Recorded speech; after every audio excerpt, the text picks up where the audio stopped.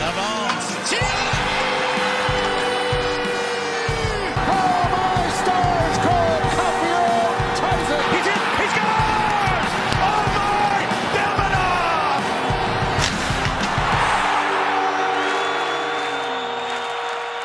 Davidoff! What's up, Habs fans? Welcome to another episode of the Curfew Boys Podcast on Sunday, January 25th. Hope you guys kept warm. Hope you guys stayed out of the cold in the Montreal area because, you know what? I don't know which is worse, this weather or that finish last night. We're going to get into that. I am Sammy. I am with my cousin, Chris. You know. Hey now. Chris, are you keeping warm? Are you keeping cool? In my Montreal Canadiens cardigan, absolutely. Nice and toasty over here. Nice, relaxed, toasty Sunday indoors. It's actually very nice. I'm like finally taking a quick glance at it and it looks beautiful. I think I got to get myself one.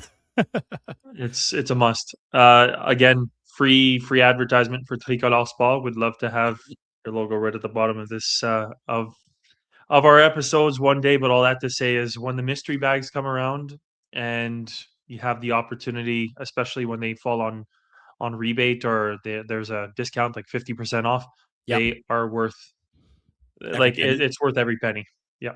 Oh, I'm going to look into it. Maybe one day they'll sponsor us. But nonetheless, we are going to take the opportunity to thank our current sponsors. Start with my boy, Mike's Barbecue Rub. It's actually been going viral a little bit lately. Did a nice post about nachos and all that, since it's the Super Bowl is right around the corner. So my boy Mike, it's perfect time for him. Creates his own seasons and spices for barbecue. Doesn't matter if it's cold like it is or like it has been these past 48 hours or this past weekend. It's still barbecue season. Anything, your meats, your fish, your vegetables, chicken. If it could be thrown on the grill, you definitely need to use Mike's Barbecue Rub, but also use those same spices to season his kettle cooked chips, which are absolutely amazing. He ships anywhere and everywhere in Canada. So, especially during football season, give my boy Mike some love. Mike's Barbecue Rub on Instagram and TikTok. More information on his products. Visit his website, www.mikesbarbecuerub.com for more information. And usually it's a slogan, especially after Montreal Canadiens win. I know it's been difficult last night, but still, folks, don't forget to rub your meat. LesDelicesLafresnaye.com. Some of the best pastries, cakes, cannolis, zeppelis during the month of March, during the famous San Giuseppe holiday, which is also around the corner. I can't wait for March to get here. I'm done with this cold. Still got to survive through the month of February. But they have 6 locations nonetheless. Rosemere, Brossard, St. Julie, Montreal, West Point, Clare, and our hometown, St. Leonard. You can visit their website, www.lesdeliceslafresnaye.com. You can follow them on Instagram. They got an Instagram page, one for every location. They are simply delicious, simplement délicieux.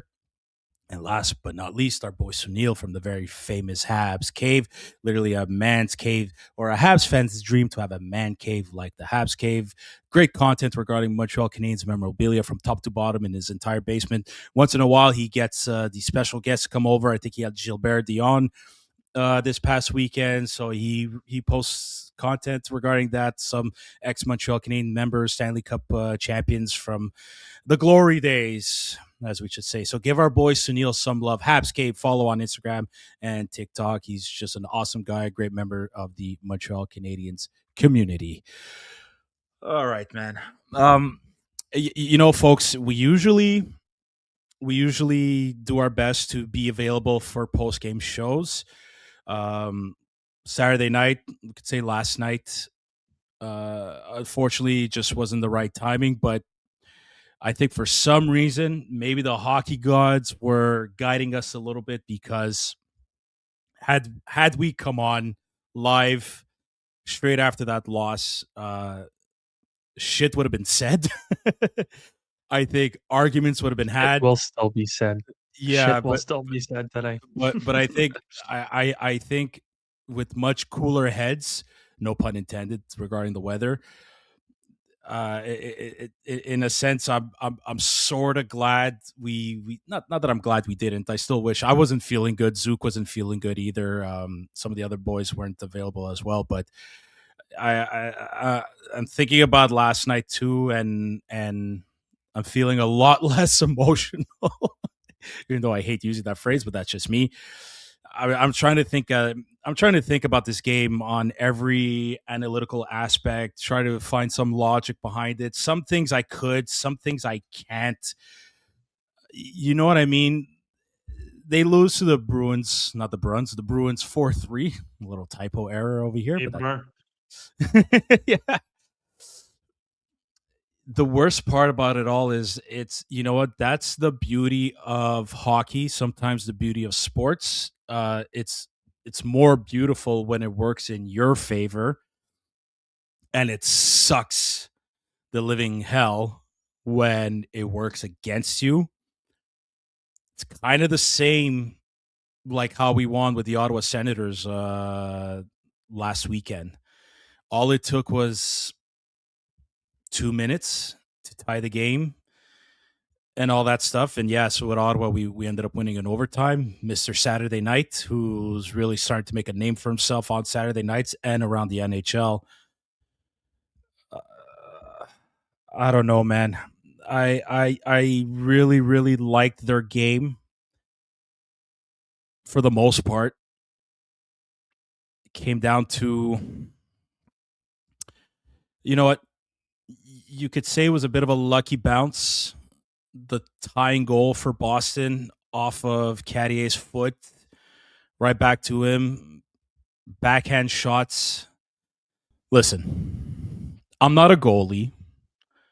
I don't know what it's like to face shots. They say the backhand shot is the toughest shot to stop because you never know where it's going to go compared to a forehand shot. I think it was kind of a lucky bounce for what's his name? Was it for Fraser Mitten? Goes off of Caddy's stick, right back. It's Caddy's skate, excuse me, right back to him. Backhand shot. Listen, I think it's going to go without saying. A good topic of this episode, Chris, is going to be about Sam Montembeault and Marty's decision on which goaltender he should put in. I look. We'll get straight into it, Chris. I can't fully blame Montembeault for this loss, but I'm getting concerned again about him. He's been great since his call up, since that conditioning stint. At one point, he was, I think, 4 wins or 3 wins, 1 overtime loss. Since that Ottawa game, though, I don't know. I really don't know, dude. And that Morgan Geekie shot, hell of a shot. Did it deflect off of someone or not? I don't know. Could he have stopped it? We all would have loved if he stopped it. It created confusion. Everybody thought it was out. Puck was found in the net.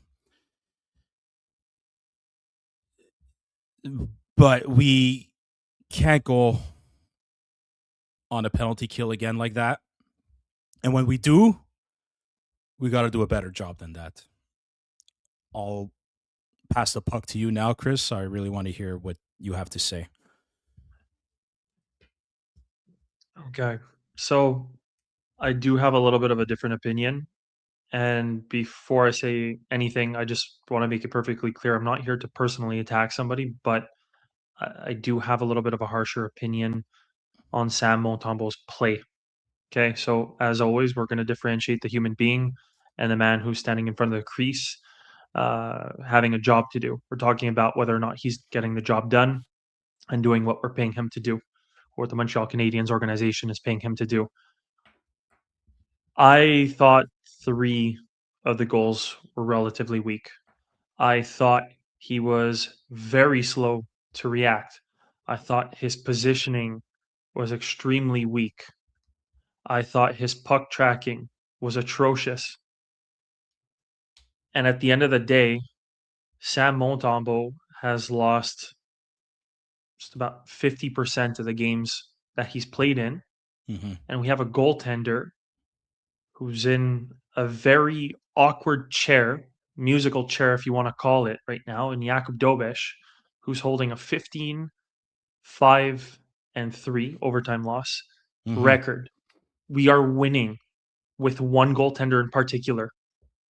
We are not winning as much with one goaltender in particular. We are in the business of winning. We've been talking about it. We've been going through this and building to this point. I think it's fair to say that we are pushing for playoffs, and the fan expectation at the very least is that we make playoffs.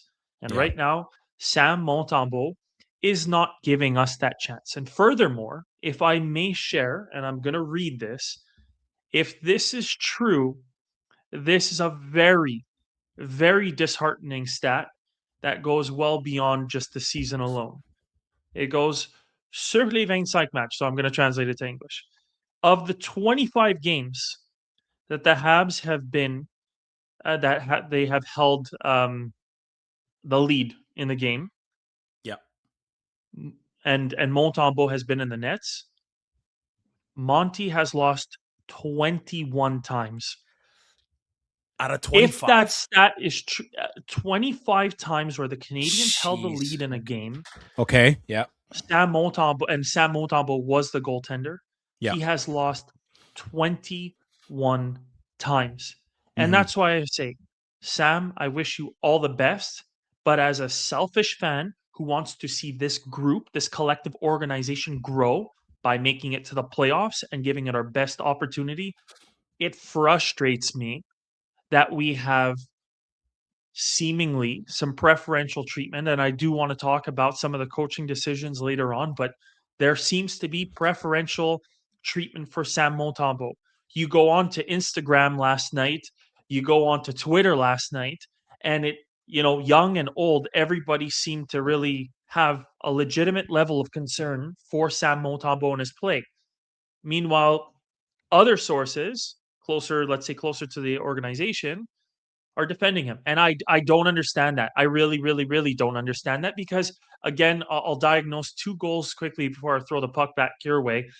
But when everybody's celebrating Pasternak making a great play, it was one of the plays of the night candidates. Yeah. If you're Sam Montembeault, and that's fine. You move your body in accordance to where the puck is. But Sam Montembeault, if you look at that second goal that the Bruins scored, the pass that went from Pasternak across the crease, there was not a single square inch of either Sam Montembeault or any one of his pads, his stick, that covered any portion of the net. You have a defenseman who's trailing and tracking and right on top of the man. Why are you that far out of the net? And that's why I say the positioning is atrocious. The puck tracking on the fourth goal, Sam Montembeault didn't even know that the puck was in the net. Meanwhile, you could see the pain in Mike Matheson's face, knowing damn well that the puck was in the net, slowly skating off. How is it that he's not reacting? He's not in position. He's not there. And if he's not there, again, I'm going to go back to, we're not against the man, but we need the points, particularly against teams like Buffalo and especially Boston, our greatest rival, arguably in the history of the NHL. What are you doing? What is the coaching? And that's where I'll hand it back. What decision? Why? What is Marty's decision to continue going to Montembeault if this is what he keeps delivering? What is the logic behind that? I'm having trouble with that. And at a certain point, if Sam's not doing well, get Sam help. And how do you do that? Not by playing him, that's for sure. And how do you get the team to the playoffs? If it's going to continue like this, it's definitely not via Sam Montembeault. All the respect to him. Wish him a speedy return. Hope he gets back to his play last year. But he sure as shit not playing the same way as he did last year. And for that, I'm sorry, I have no interest in seeing him in the net as frequently as we do. No, he's definitely not the same Sam Montembeault like last season. And I was sort of convinced after his conditioning stint, he looked great for 3 games. And then it started to go, you could start to see didn't have a great game against the Senators, but the guys in front of him played well. He made a key save or two in that overtime, I believe, that led to, I think it kind of led to, not that it led to Caufield's goal because that 2-on-1 play, the Stützle fanned on the shot, but there was a play or two, like even probably in the third period where he made the save. Anyways, no, you're totally right, and I get the frustration. I get the frustration from a lot of Habs fans here. May I add something, Sam? Yeah. May I also, because you reminded me of something that I think is so important to say. Mm-hmm. Sam Montembeault made a few great desperation saves yesterday. I thought he Yeah. did. Yeah. Now there's a two-tier. I just want to add to this, and maybe you can tackle it and give your perspective on it. Number one, desperation saves are nice. Yeah. But I think they're desperation saves because he's out of position. Remember when Carey Price was in the net? For sure. Like, so there's that, and the big thing too that other individuals are saying, and I share the same opinion, is when we need the save, when you need to lock it down, that can't happen. And 2 goals in 15 seconds, that's what happened. Yeah. Well, to me, it's that fourth goal. If anything, that's the goal I hated the most, whether it was deflected or not. Some are going to say that goal. Some are going to say the backhand goal. You know what I mean? I don't know which one to. Now, I know which goal you're talking about that probably you hated the most. It's, yes, the Pasternak play to, was it? Who was it to? Was it Arvidsson? No, it was to Geeky again. Excuse me, Geeky again on the power play. Look, I yesterday I was watching that, and initially I'm like, that's not his fault. Jake Evans should have stuck with Geeky because it was a clear 2-on-2 play. What was a one-on-one play ended up being sort of a 2-on-2 play. I do agree now thinking about it that I think Montembeault got a bit too aggressive on that Pasternak play. Was he out of position? Yeah, slightly. You look at a bit slightly. I still think Jake Evans needed to cover the guy. Even if he did, maybe the puck still would have gone in the net. Maybe Jake Evans would have been on him, but that puck would have hit a skate, a stick, something, and it would have gone in because Sam's out of play. Jake Evans crashes into Sam too a little bit, loses track of Geeky. I feel like for that particular play, it's sort of who came first, the chicken or the egg, for that particular argument or discussion, whatever, however you want to call it. Yeah, the backhand goal, that power play goal. Yeah, I think one of those two goals, you want to see Sam make the save. But man, when Boston's power play is 75%, 3 out of 4 power plays they score, like at some point too, the penalty kill needs to be better. Like it's that, and that's the point I'm trying to make as far as like it's a team game perspective. It's, yes, you need the goalies. Yes, I completely understand your best penalty killer is your goalie. Totally agree with that. And sometimes your worst penalty killer is your goalie, which might have been the case yesterday. I think that penalty kill, like, it's so funny how special teams were amazing for us and bit us in the ass at the same time. Like, at some point, when a guy's like Cole Caufield is doing his job, Suzuki, Lane Hudson, they're doing their jobs on the penalty kill. Mike Matheson 5-on-5 was fantastic. Like, little details of his game yesterday was fantastic. That rush on that same goal that we're talking about, that Pasternak play, like, you can't blame him for seeing an opportunity and go for it. Yeah. Oh, 1,000%. And I'm not saying anybody here is blaming him for that goal. Not even close. But I'm saying, like, you know what I mean? Like, he had that opportunity and he almost scored. He got to the net. He got a shot off and then counterattack. And look, David Pasternak is one of my favorite players. He's just wearing the wrong jersey. But on the overall, Chris, I look at that play too, and I might ruffle some feathers here, but I get the feeling on that particular, just that goal alone, Chris. If I look at Jakub Dobes and his style of goaltending, very aggressive, I can't help but shake this feeling, Chris. If Dobes was in net, that goal particular, I think is still happening. Call me crazy. I could be off and I could be wrong, but I feel like that particular goal, that Pasternak play to Geeky, still goes in.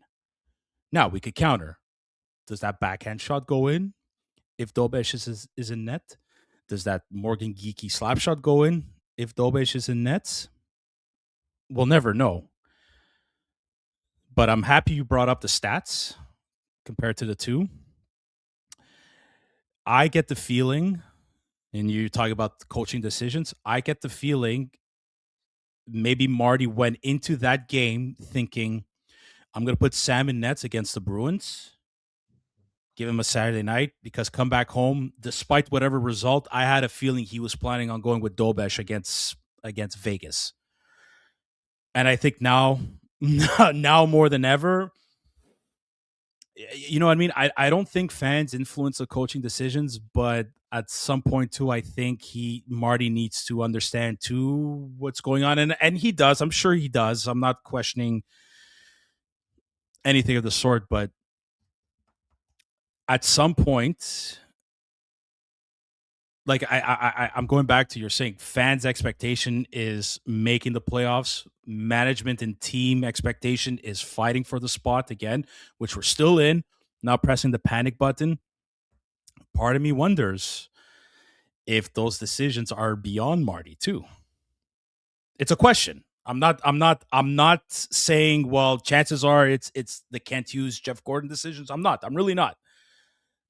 I'm questioning it though. Like, I'm wondering, hey, play Monty a bit more, because maybe showcasing one or the other. Maybe, hey, play Monty more because we might have a deal for Jakub Dobes or something. I'm totally talking out of my ass here, but I'm wondering if some of these decisions are beyond Marty. I really, really am. This much I will say. I hope that statement is true and accurate. And here's I'll tell you why. Mm-hmm. This episode, I don't want to just be negative the whole way through, but losing to Buffalo and then to Boston with It both of hurts. them chasing Yeah, and catching, it it hurts. hurts. Oh, It hurt a fuck yeah, does it lot. hurt, man? Oh yeah. Oh yeah. And so I will pre-emphasize this by saying, like, I can look at Marty and see the good that he's brought. And there are three players that come to mind right away.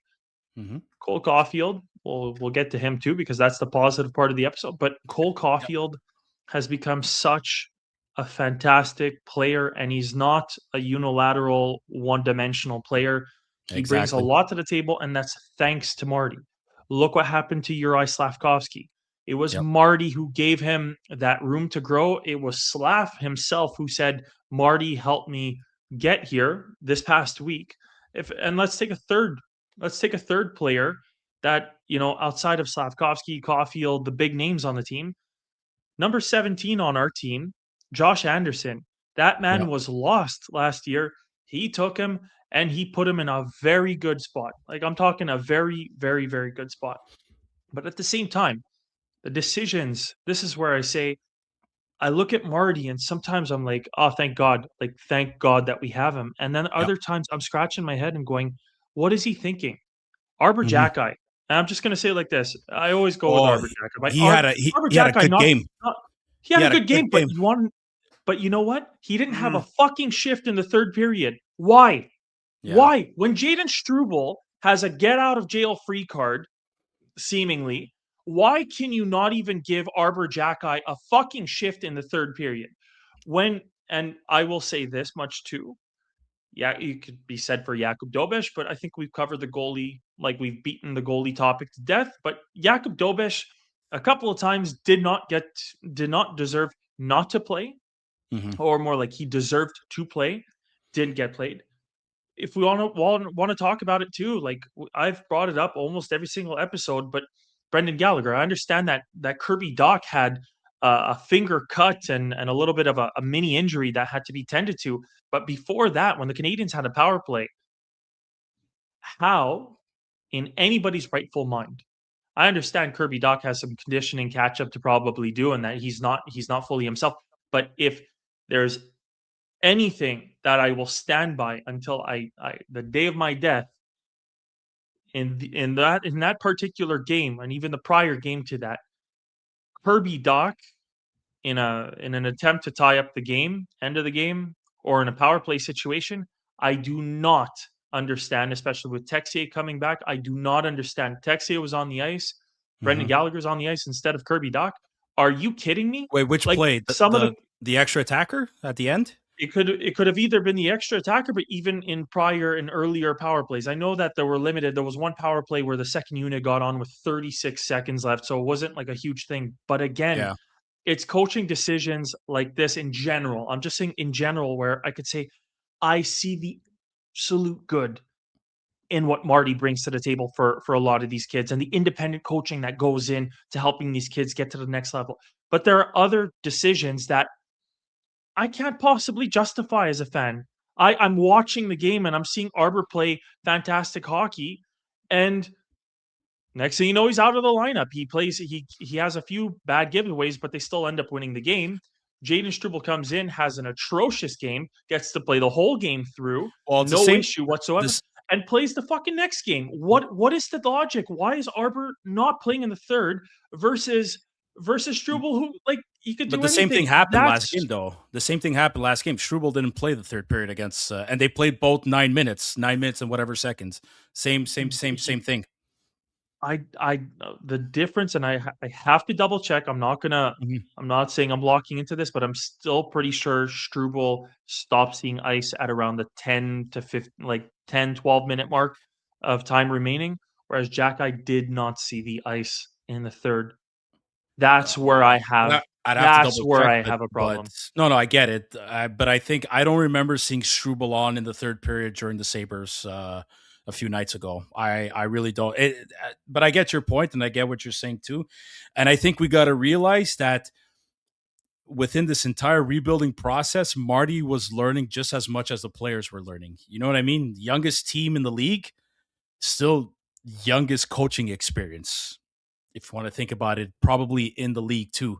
So this is where he's learning how to make these so-called desperate decisions in crunch time, where it's like, no, it's fight or die, make playoffs or don't make playoffs type of deal. Whereas last season, it was like, hey, we're fighting, we're building. Okay, let's see what could happen.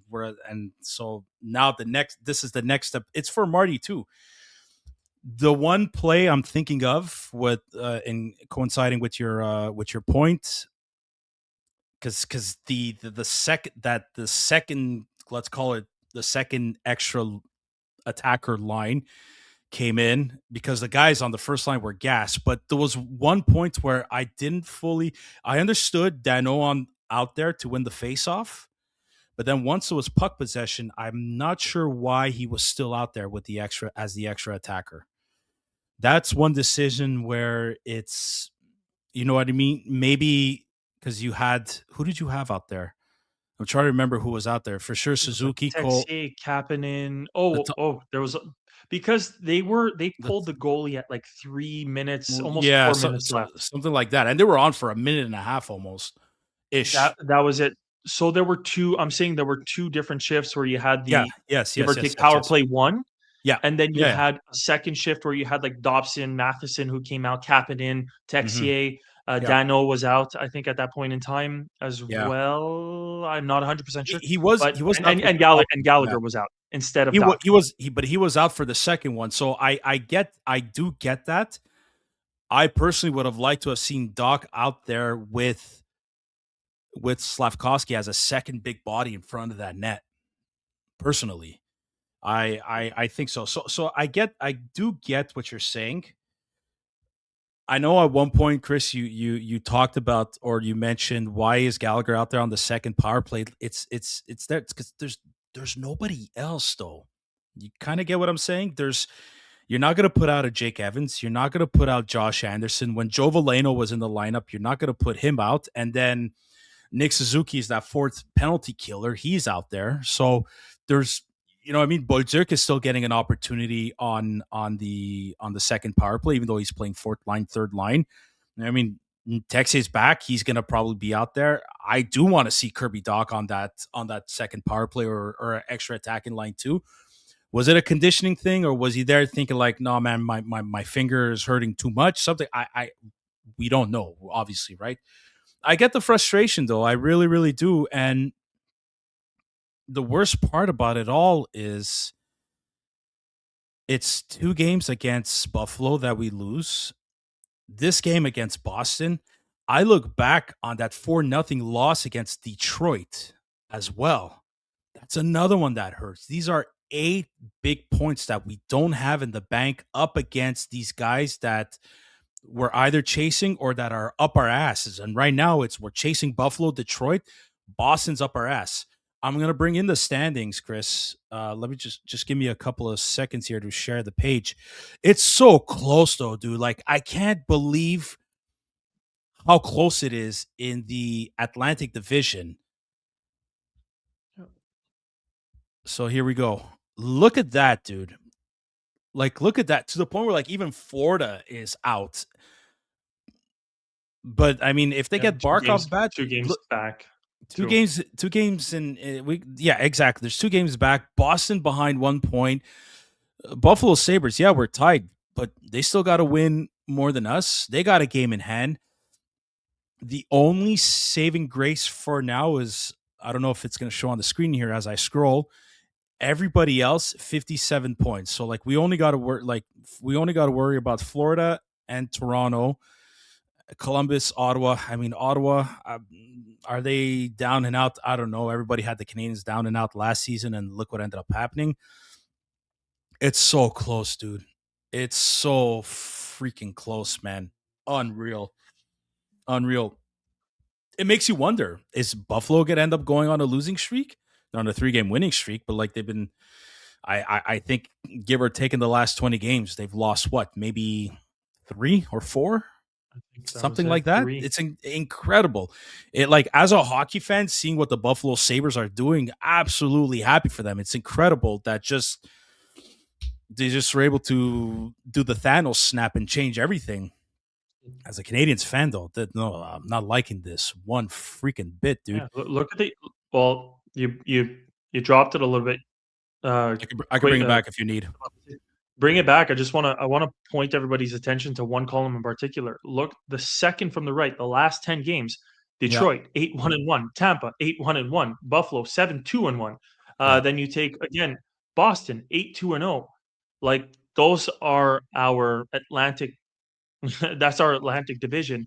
These guys are on an absolute tear. Montreal's at 5-4-1. Like, obviously we lost ground, and if this pattern continues, like, Montreal's gonna maybe fall to the second place in the wild card. And I'm not saying that that's the end of the world. I do still think that the Canadiens, as long as they continue, we'll see playoffs. But I'm just saying, especially against guys in our own division, teams against in our own division, got to be better. We got to be better. And there have been a handful of games too. Like, that's what hurts too. They didn't show up against Ottawa. They didn't deserve that win. They got it. Thank God. Against Boston, they showed up, they played well, but they let that go. Against Buffalo, I think Buffalo just showed outright that they wanted it more, and Buffalo, funny enough, was playing a back-to-back. The Montreal Canadiens weren't.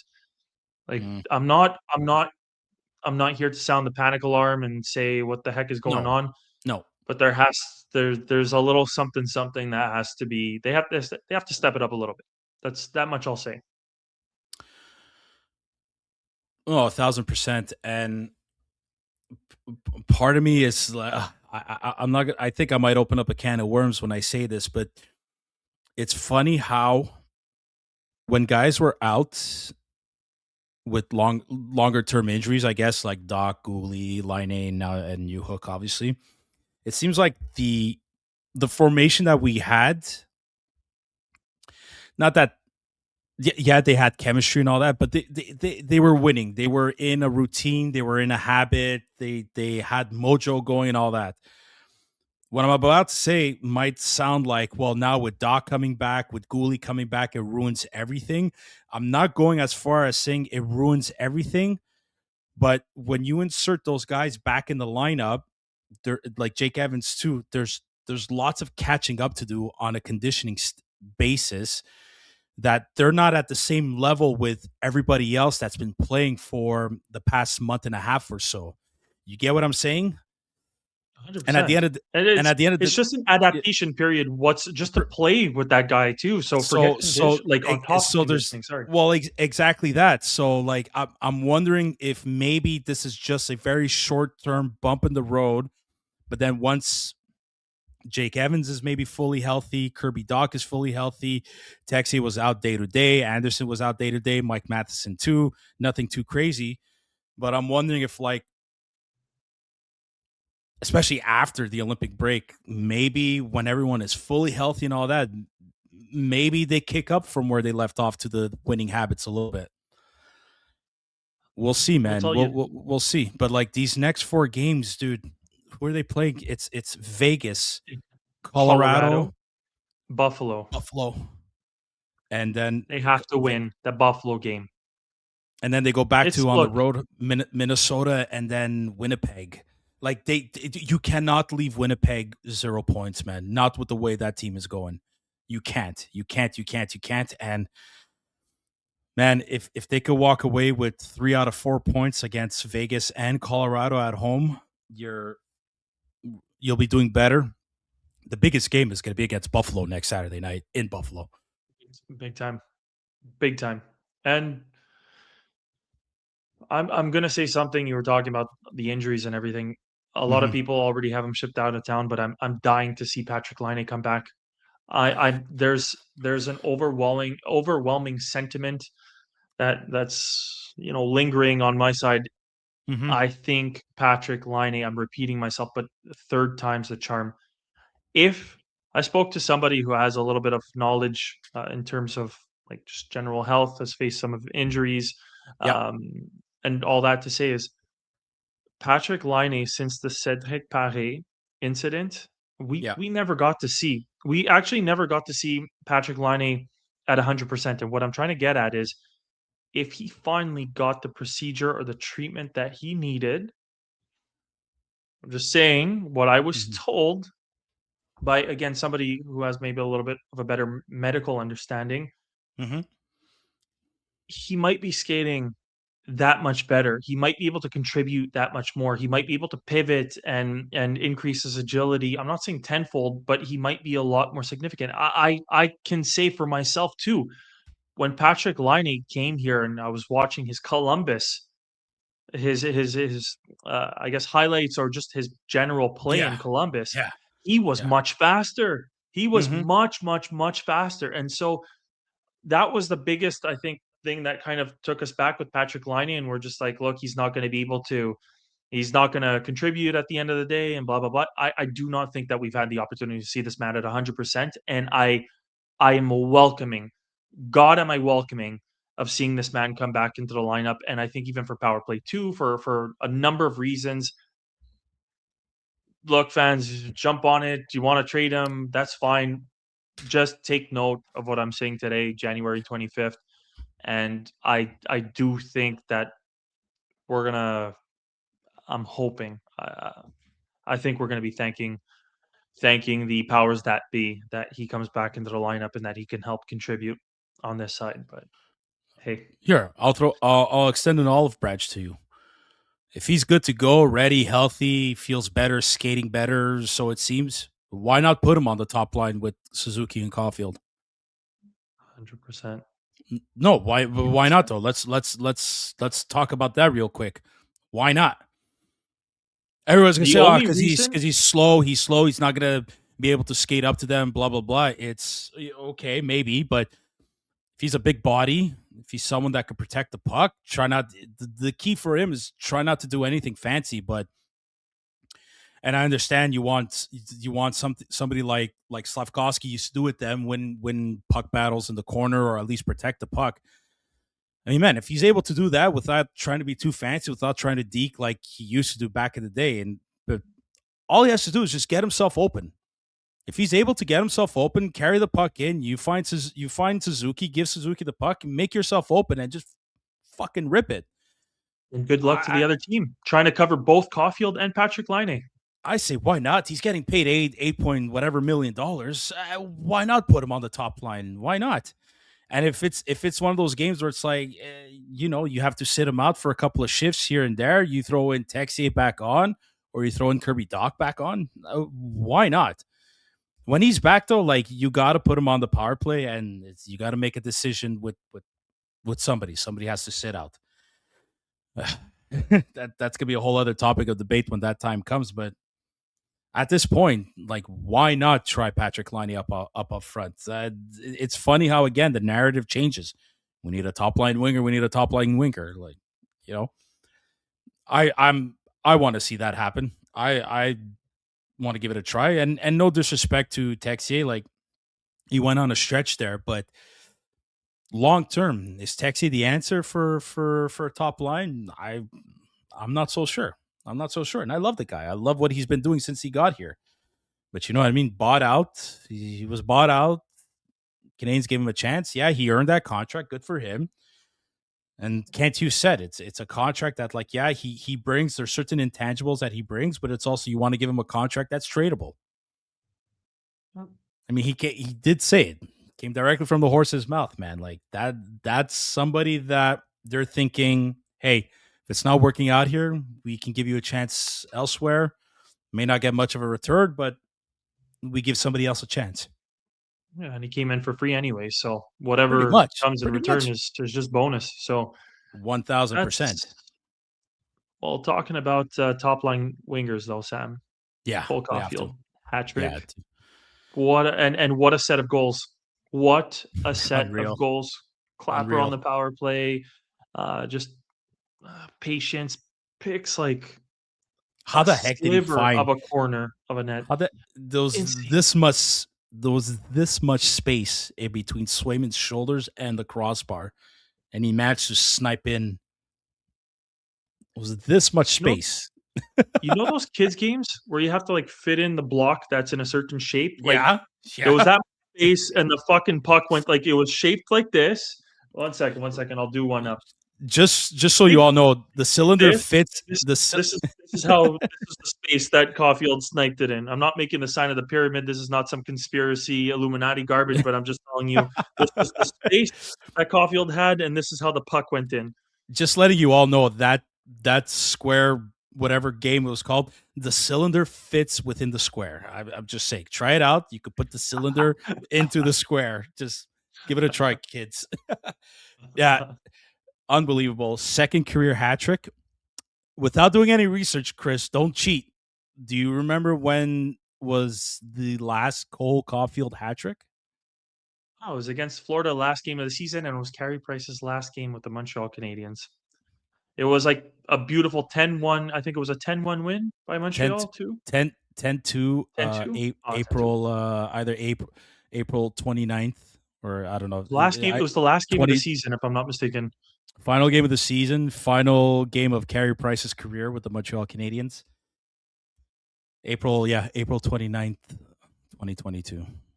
Or if I'm reading the article, if it came out on the 29th, then maybe the game was on the 28th, but like, yeah, it was definitely there.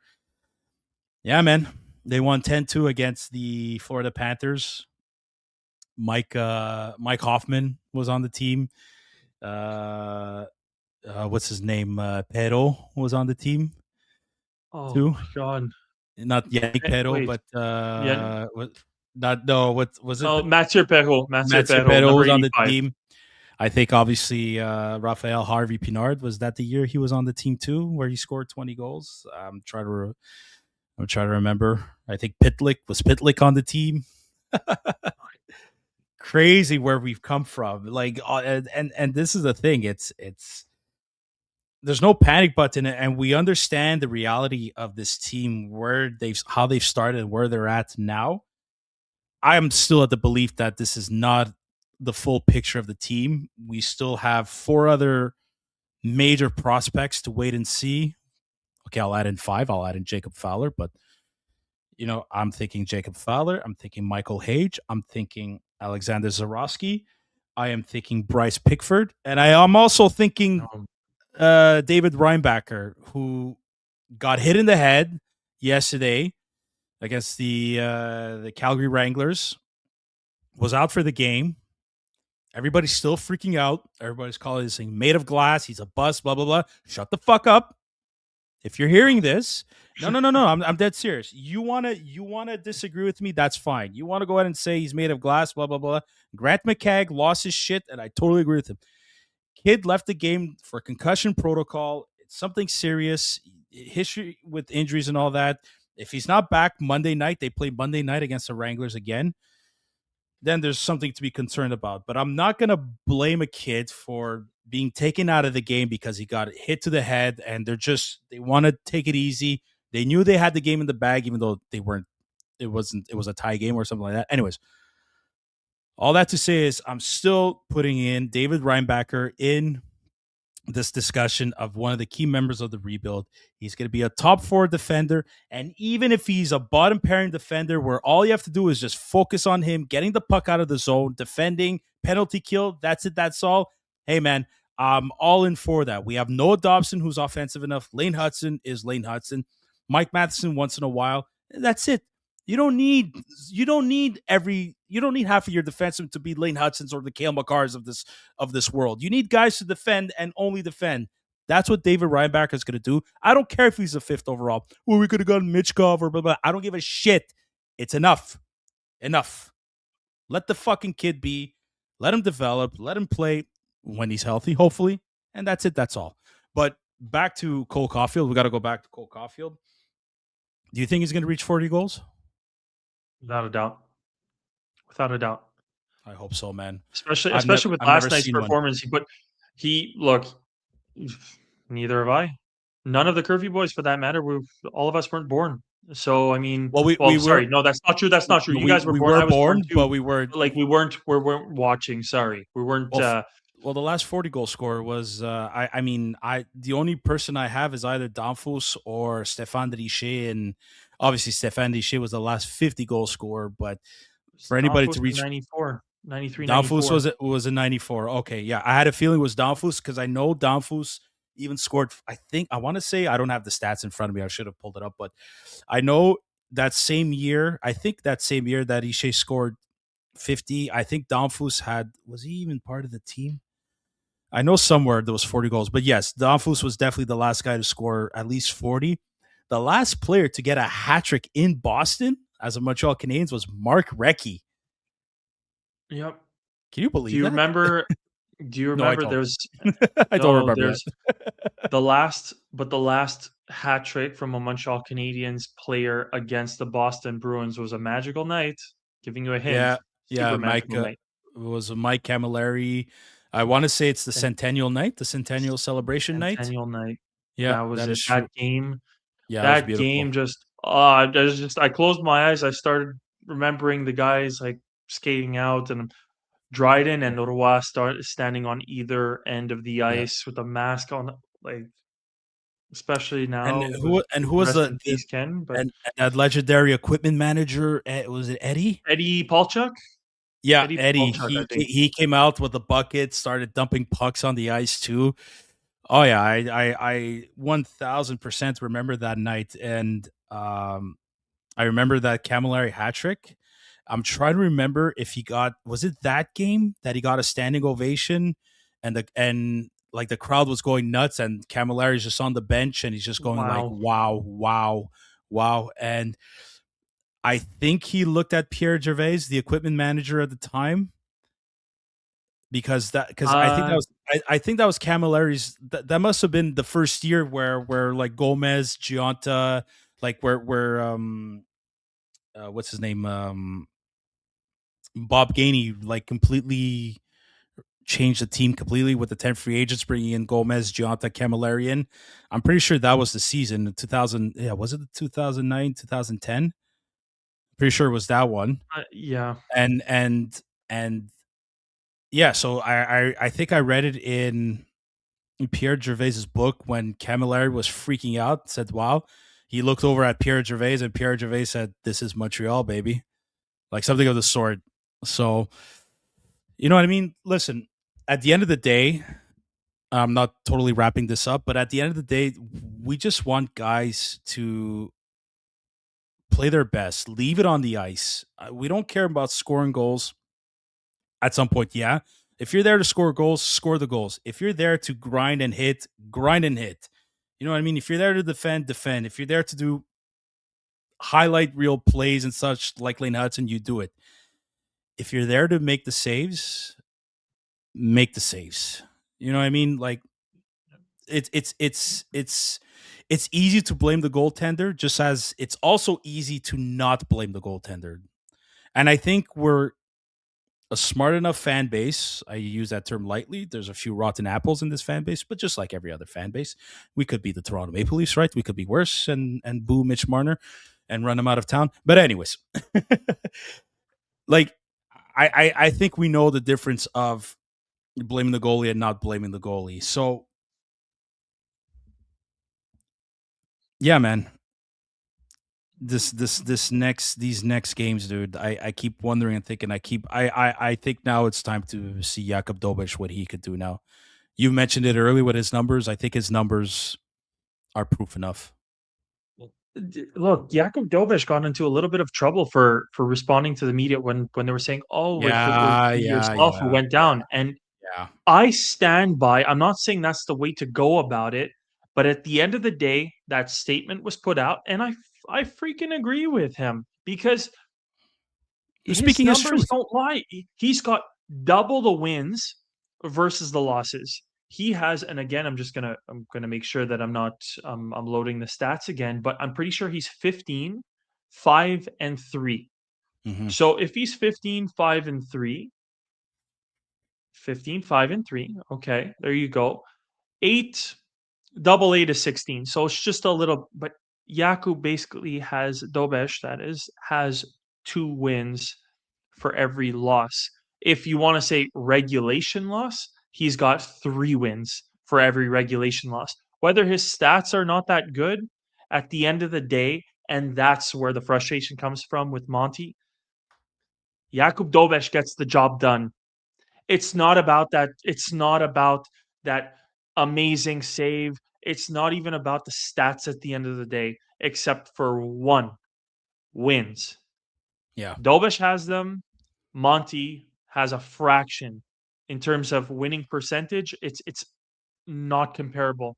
And to me, it's gonna have me look. All my hair is gone. I've had long hair. I ripped it all out last night. Just so happens to be last night that I yank it out because it can't continue like this. And Marty, I'm not saying that he's playing favorites, but the organization on the whole, whether they are or they're not, whatever conspiracy theory you want to think of, there's no freaking way that they could keep this up with Sam Montembeault. And he came back and he had a 4-1 record and blah blah blah, all that crap.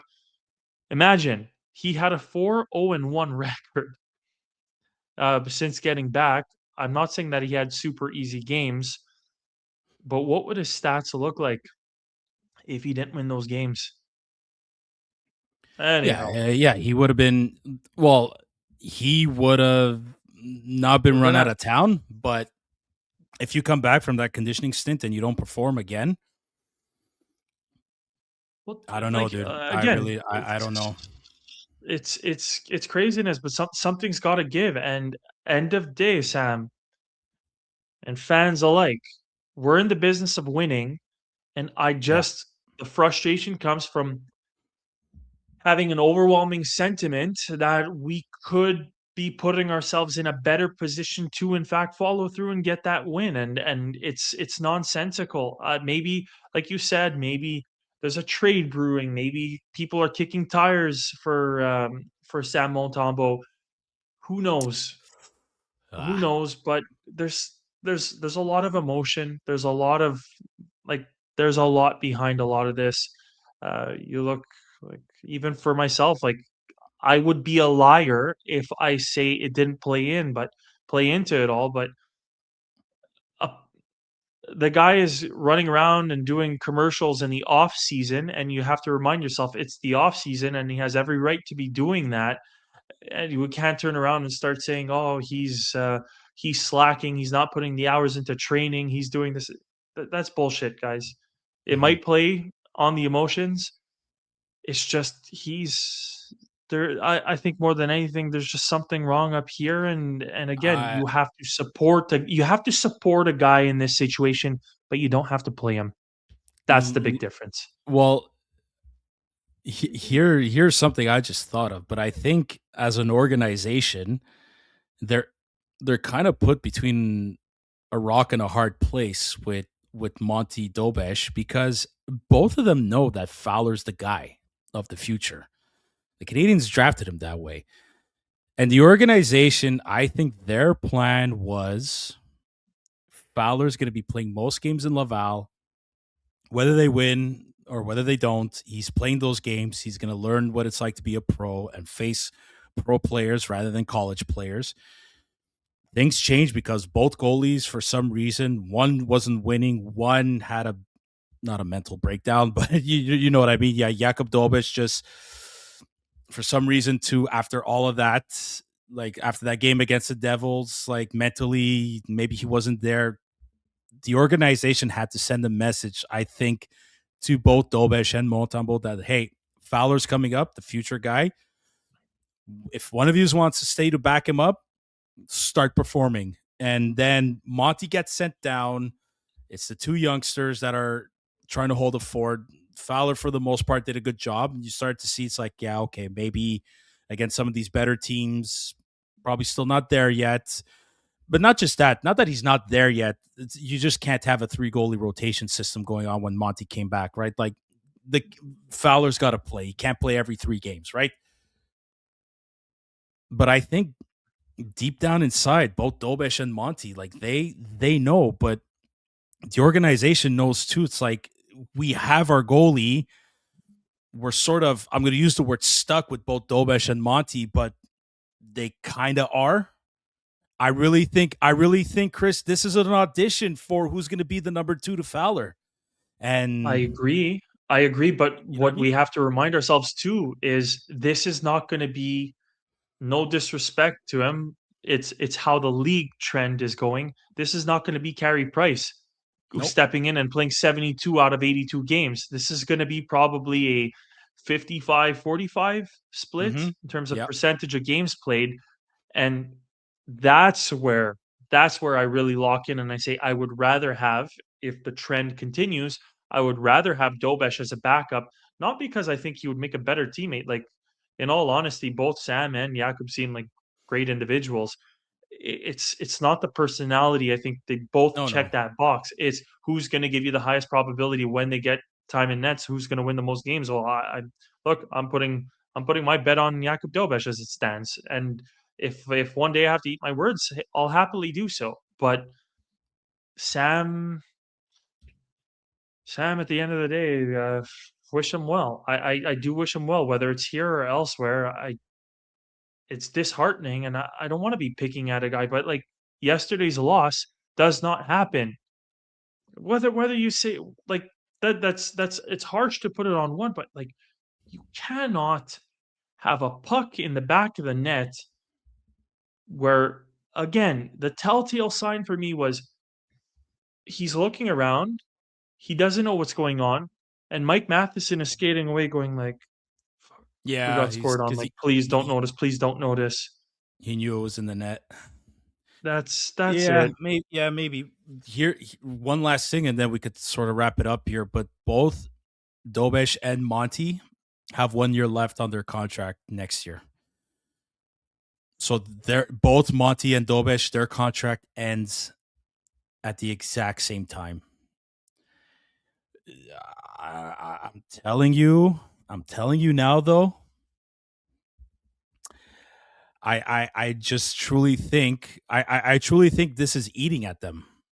Maybe not eating at them, but if I refuse to believe that somewhere in the back of their mind it's not there. I refuse to believe it. I really think it is. I truly think it is.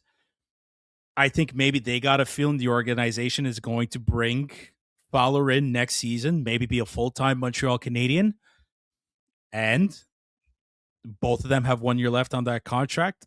It's going to be one or the other. It's the reality check. It's a reality check of if this organization wants to take another step within this rebuild. At some point, Jacob Fowler is going to have to get the starting position. That's why they drafted him. That's why they drafted him and Reinbacher that same year. I think Reinbacher too next year, he's going to get a shot. Somebody on the left side is going to have to go. Somebody is it going to be Struble? Is it going to be Jack-Eye? I'm looking at here. Jack-Eye's got he's an RFA at the end of the season. Jaden Struble's got 1 year left.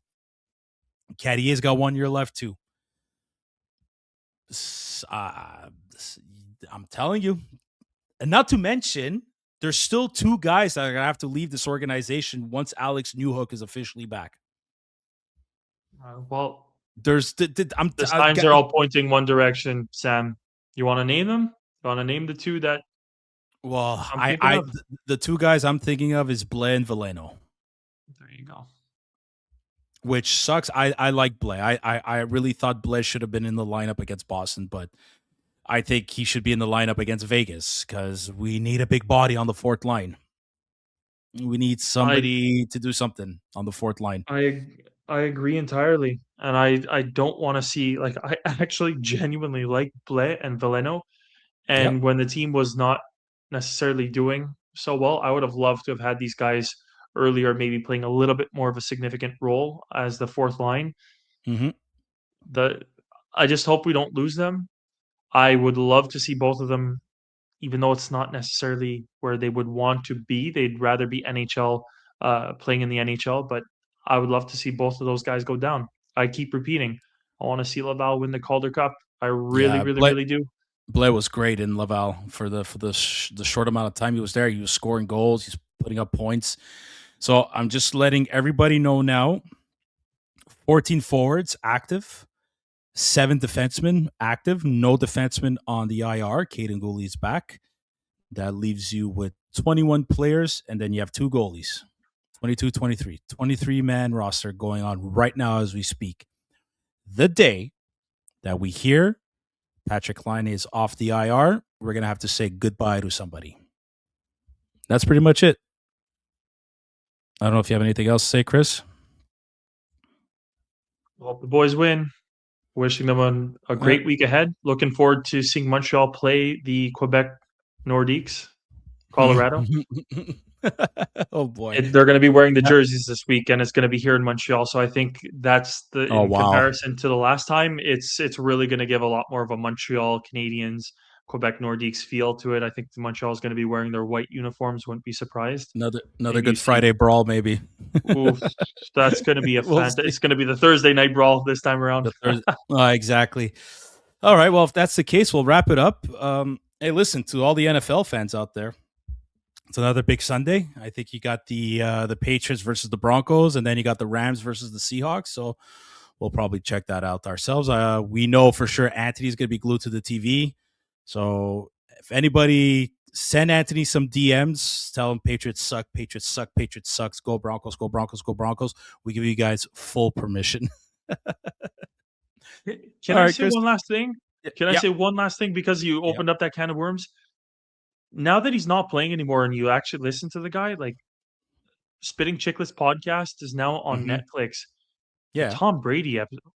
That man, check it out. Yeah. That man is like, it's funny. This is why Michael Jordan is the GOAT. Go watch The Last Dance. You listen to Tom Brady and you're like, okay, that's why you're the best within your respective, like, their mindset is, you close the TV already, you're like, what am I doing? I'm watching TV. But you close that TV and you just want to run through a fucking wall. These guys are something else mentally.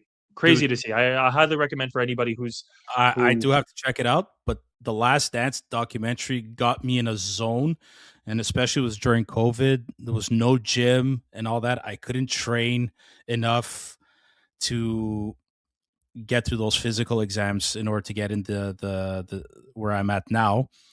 But I got into such a zone that nobody's gonna mess with me. That I'm telling you that that documentary got me through a very challenging time. Not just COVID, but like gyms, like I said, gyms were closed. Only had one barbell with a few plates. Man, it literally lit a spark in me, and every year I watch that documentary at least twice a year, maybe to kind of get me motivated a little bit, either it's for the gym or for playing hockey in the garage league or something. But you know what I mean? Like it's I love that documentary to death, just because it's just to try to get into that mindset, that winning mindset, and and not to call your not to like berate your teammates a little bit, but if you understand the true message, like you just want to be, you want your guys to be the best that can deliver. So I definitely got to check out the Tom Brady with the boys of the Spinning Chicklets. I saw snippets of it, and yeah, 1,000%, Chris, you're totally right on how that mindset is just Dialed in, laser focused. dialed in, fuck you, like you're not gonna beat me type of deal. And like, hey, teammates, you need to be not as good as me, but you need to have the same mindset. If grab on the cape and we're going for a ride, boys. So yeah, 1,000%, love it. All right, well, I guess that that calls it an episode.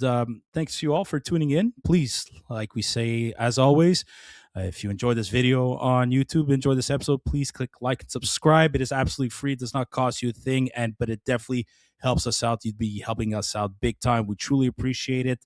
Share this with other fans, Habs fans at least, near and far. Please, you guys be helping us out big time.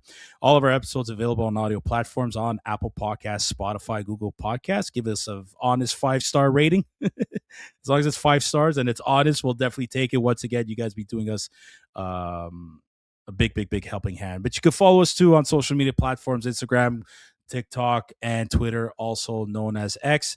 A big thank you to our current sponsors, Les Délices Lafrenière, Habs Cave, and Mike's Barbecue Rub. Tuesday night, the boys get back at it against the Vegas Golden Knights. We're all going to be paying close attention to see who is going in nets that game, maybe who is going in and out of the lineup as well. Chris, really appreciate your time, buddy, as always. Happy Sunday, folks. Enjoy the football games. We'll hopefully see you all post-game show Tuesday night. Until then, bye now. Good night.